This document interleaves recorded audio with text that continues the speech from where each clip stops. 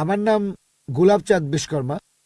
আমার প্রশ্নটা হলো, বকরি ঈদ এটা কিছুদিন পরেই হবে এই বছরে। আর মুসলিমরা তারা বিশ্বাস করে যে এই বকরি ঈদে তারা কোরবানি দেয় ছাগল, মহিষ, গরু, বিভিন্ন পশু। আর ইসলাম ধর্ম অনুযায়ী ইনসানিয়াত আর মানবতা খুব গুরুত্বপূর্ণ। প্রত্যেক মানুষ দয়া দেখাবে বিভিন্ন পশু পাখির প্রতি আর মানুষের প্রতি, সবার প্রতি তারা দয়া দেখাবে। মুসলিমরা যদি এটা বিশ্বাস করে তাহলে কেন তারা কোরবানি দেয় এই ছাগল, গরু বা মহিষ? বকরি ঈদে কেন এগুলো জবাই করে? মুসলিমরা যে কাজটা করে সেটা কি মানবতার পক্ষে আছে, মানে মানবতা বা ইনসানিয়াত? ভাই খুব সুন্দর প্রশ্ন করলেন যে আমরা বকরি ঈদে কেন গরু ছাগল কোরবানি দেই। বকরি ঈদ না হলে কি কোরবানি দিতে না, পারবো? না, যে কোনো পশুর কথা বলতে পারো। প্রশ্নটা হচ্ছে ঈদ না হলে কি কোরবানি দিতে পারবো? তারা কোরবানি দেয়, পশু হত্যা করে। আপনাকে আমি প্রশ্ন করছি বকরি ঈদ বাদে অন্য সময় কোরবানি দিলাম, এটার কি অনুমতি আছে? না, না, এরকম তাহলে প্রশ্নটা এরকম কেন? তার এরকম বদলে করা যাবে ডাইরেক্ট না। প্রশ্ন করেন আমরা নন ভেজ খাই কেন। ঠিক, আপনার প্রশ্নটা বুঝতে পারছি আপনি না। তো জানতে চাচ্ছেন আমরা নন ভেজ খাবার খাই কেন, মাংস খাই কেন। আমার প্রশ্নটা হলো বকরি ঈদের সময় নিয়ে আর অন্যান্য সময়গুলো। আচ্ছা ঠিক আছে, দুটোর উত্তর দিচ্ছি। বকরি ঈদে যেটা হয় আল্লাহ পবিত্র করে বলছেন সূরা হজ অধ্যায় নম্বর 22, আল্লাহ সুবহানাহু ওয়া তাআলার কাছে মাংস বা রক্ত পৌঁছায় না, আল্লাহর কাছে পৌঁছায় তোমাদের তাকওয়া। অন্য ধর্মে এরকম না। অন্যান্য ধর্মে উৎসর্গের সময় পশু বলি দিয়ে ফেলে রাখে একটা বেদিতে একজন দেবতার সামনে। সেটা খায় কে? ঈশ্বর খান। ইসলাম ধর্মে যখন কোরবানি দেই আমরা কি করি? কমপক্ষে 1/3 অবশ্যই গরিব লোককে দিতে হবে, 1/3 দেব আত্মীয় আর বন্ধুদের, বাকিটা নিজের জন্য রাখবো। নিজের জন্য ম্যাক্সিমাম 1/3 রাখতে পারবেন। চাইলে আপনি পুরোটাই দান করে দিতে পারেন। তাহলে যখন কোরবানি দিচ্ছি তখন কি করছি? মানুষ জাতির উপকার করছি। আমরা তাদের জন্য খাবার দিচ্ছি। এখন কাউকে খাবার দেয়া এটা কি ভালো না খারাপ? খাবার দেয়া যাতে মানুষ উপকার পেতে পারে এটা কি ভালো না খারাপ? ভালো। মানুষের জন্য এটা ভালো না খারাপ? ভালো। তাহলে ইসলাম হচ্ছে মানবতার ধর্ম। আপনি প্রশ্ন করতে পারেন যে প্রাণীদের কেন হত্যা করা হচ্ছে? মানুষের জন্য ভালো, কিন্তু প্রাণীদের জন্য কি হচ্ছে? আর সত্যি বলতে একজন মুসলিম শুধুমাত্র ভেজ খাবার খেয়েও ভালোভাবে ধর্ম পালন করতে পারে। ননভেজ খাওয়া ইসলামের জন্য বাধ্যতামূলক না। তবে আল্লাহ যেহেতু আমাদেরকে অনুমতি দিয়েছেন ননভেজ খেতে, তাহলে আমরা সেটা খাবো না কেন? আল্লাহ পবিত্র কোরআনে বলেছেন সূরা মাইদা অধ্যায় নম্বর 5 আয়াত নম্বর 1, সেই চতুষ্পদ প্রাণীর মাংস খাও যেগুলো তোমাদের জন্য হালাল করা হয়েছে। আল্লাহ বলেছেন সূরা নাহল অধ্যায় 16 আয়াত নম্বর 5, তিনি চতুষ্পদ প্রাণী সৃষ্টি করেছেন যাতে করে তোমরা উপকার পেতে পারো এবং তাদের মাংস খেতে পারো। এই কথাটা আবারও আছে সূরা মুমিনুন অধ্যায় নম্বর 23 আয়াত নম্বর 21, যে গবাদি পশুর মধ্যে রয়েছে নিদর্শন, তাদের উদরের দুধ পান করো এবং তাদের মাংস তোমরা খাও। তাহলে যেহেতু আল্লাহ আমাদের অনুমতি দিয়েছেন, তাহলে ননভেজ খাবো না কেন? এবার লজিক্যাল কারণে আসি। এখনকার বিজ্ঞান বলছে যে নন ভেজ খাবারে, মাংস জাতীয় খাবারে প্রচুর ভিটামিন থাকে, আর এটাই একমাত্র খাবার যেখানে পরিপূর্ণ আমিষ আছে। আমাদের মানুষের শরীরে 23 রকমের অ্যামিনো অ্যাসিড আছে যেগুলোর প্রয়োজন হয়। এগুলোর মধ্যে 8টা অ্যামিনো অ্যাসিড শরীর তৈরি করতে পারে না, এগুলো পাই আমরা খাবার থেকে। এমন কোনো ভেজ খাবার নেই যেখানে এই 8টার সবগুলোই পাবেন। শুধুমাত্র মাংস জাতীয় বা নন ভেজ খাবারেই এই 8টা অ্যামিনো অ্যাসিডই পাবেন। এছাড়াও যদি আপনারা দাঁত পরীক্ষা করেন তৃণভোজী প্রাণীদের, গরু, ছাগল, ভেড়া, তাদের দাঁতগুলো সমান। তারা শুধু ভেজ খাবার খায়, মাংস খেতে পারে না। এরপর যদি দাঁত পরীক্ষা করে দেখেন মাংসাশী প্রাণীদের, বাঘ, সিংহ, চিতাবাঘ, তাদের মুখের দাঁতগুলো সূচালো যাতে মাংস খেতে পারে, এই জন্য তাদের দাঁতগুলো থাকে সূচালো। তারা শুধু মাংসই খায়, ভেজ খাবার তারা খেতে পারে না। যদি আয়নার সামনে দাঁড়িয়ে আপনার দাঁতগুলো দেখেন, আমাদের সূচালো দাঁত আছে, আবার সমান দাঁতও আছে। আমরা সব ধরনের খাবারই খেতে পারি। যদি আল্লাহ চাইতেন শুধু ভেজ খাবারই খাবো, তাহলে আমাদেরকে সূচালো দাঁত দিলেন কেন? ননভেজ খাওয়ার জন্য। এছাড়াও তৃণভোজী প্রাণীদের যে পরিপাকতন্ত্র, গরু, ছাগল বা ভেড়ার শুধু ভেজ খাবার হজম করতে পারে, ননভেজ হজম করতে পারে না।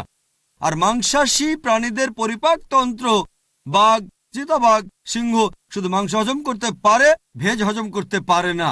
আবার মানুষের যে পরিপাকতন্ত্র, সেখানে আছে ক্ষুদ্রান্ত এবং বৃহদান্ত্র। ভেজ খাবার হজম করতে পারে, নন ভেজ হজম করতে পারে। যদি আল্লাহ চাইতেন যে আমরা শুধু ভেজ খাবারই খাবো, তাহলে দুটোই হজমের পরিপাকতন্ত্র দিলেন কেন? এছাড়াও অনেক ভুল ধারণা আছে যে হিন্দুদের নন ভেজ খাবার খাওয়া উচিত না। এটা ভুল ধারণা। যদি হিন্দু ধর্মগ্রন্থ পড়েন, এটা আছে মনুস্মৃতিতে অধ্যায় নম্বর 5 অনুচ্ছেদ 30, ঈশ্বর প্রাণী বানিয়েছেন, তাদেরকে কেউ খাবে আর কাউকে খাবে অন্যরা। যদি তুমি খাওয়ার জন্য সৃষ্টি করা প্রাণী খাও তাহলে কোনো পাপ হবে না। মনুস্মৃতিতে আছে অধ্যায় 5 অনুচ্ছেদ 31 যে ঈশ্বর কিছু প্রাণীকে সৃষ্টি করেছেন উৎসর্গের জন্য, সেই ধরনের প্রাণীকে হত্যা করো, কোনো পাপ হবে না। মনুস্মৃতিতে আছে অধ্যায় নম্বর 5 অনুচ্ছেদ 40 যে উৎসর্গের জন্য প্রাণী হত্যা কোনো পাপ নয়। হিন্দু ধর্মগ্রন্থে এরকম আরো অনুচ্ছেদ আছে, বেদেও আছে যে মুনি আর ঋষিগণ নন ভেজ খাবার খেত, তারা গরুর মাংস খেত। মহাভারত পড়লে দেখবেন অনুশাসন পর্ব অধ্যায় নম্বর 88।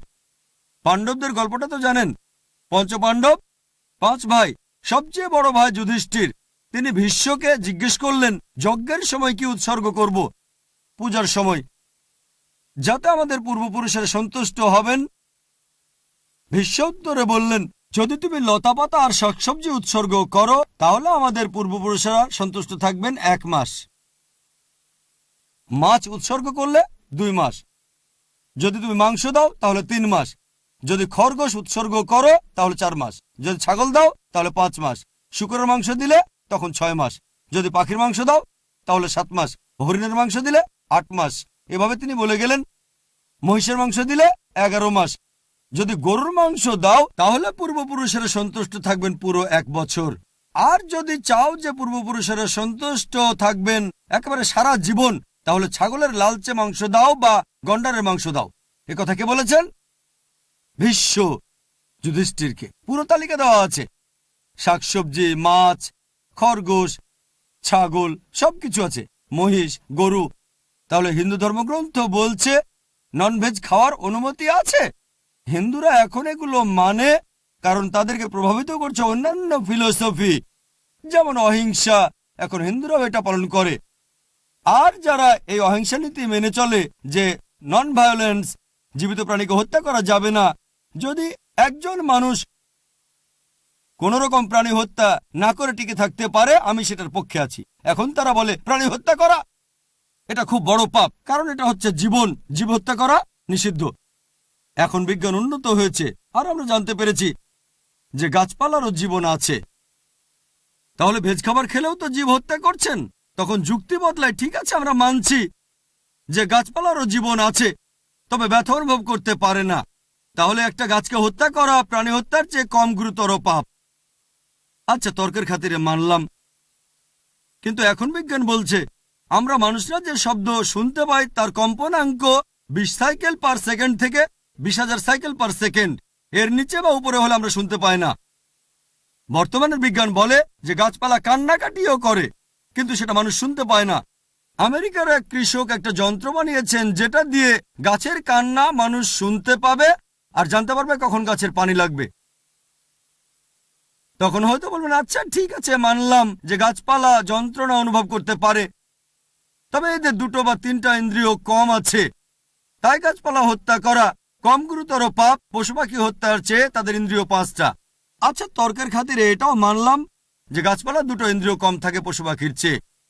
আপনাদের একটা প্রশ্ন করি, যে ধরেন আপনার ভাই, আল্লাহ না করুন, ধরেন সে জন্মালো বোবা আর কালা হয়ে, আর বড় হওয়ার পরে তাকে কেউ মেরে ফেললো, তখন কি জজের কাছে গিয়ে বলবেন, মাই লর্ড, এই খুনিকে কম শাস্তি দেন কারণ আমার ভাই ছিল বোবা আর কালা? এভাবে বলবেন? আপনি জজকে বলবেন তাকে বড় শাস্তি দেন, আমার ভাই ছিল মাসুম, সে শুনতো না, বলতে পারতো না। তাই ইসলাম ধর্মে এমন না যে 2টো ইন্দ্রিয় কম বা 2টো বেশি। আল্লাহ পবিত্র কোরআনে বলেছেন সূরা বাকারা অধ্যায় 2 আয়াত 168, তোমরা বৈধ আর পবিত্র খাদ্যবস্তু থেকে আহার করো, যেটা ভালো পবিত্র সেটা খেতে পারেন। আর এছাড়াও যদি অমুসলিমরা তারা নন ভেজ খাবার খেতে না চায়, আমার কোনো সমস্যা নেই, আপত্তিও নেই। শুধুমাত্র যখন বলছেন এটা পাপ, মানবতার বিরুদ্ধে, তখন আমি উত্তর দিচ্ছি। এমনিতে অমুসলিমরা ভেজ খাবার খেলে সেটা আমার জন্য ভালো। যদি সব অমুসলিম নন ভেজ খাওয়া শুরু করে দেয় তাহলে গরু ছাগলের মাংসের দাম বেড়ে যাবে। তাই ব্যক্তিগতভাবে আমার আপত্তি নেই।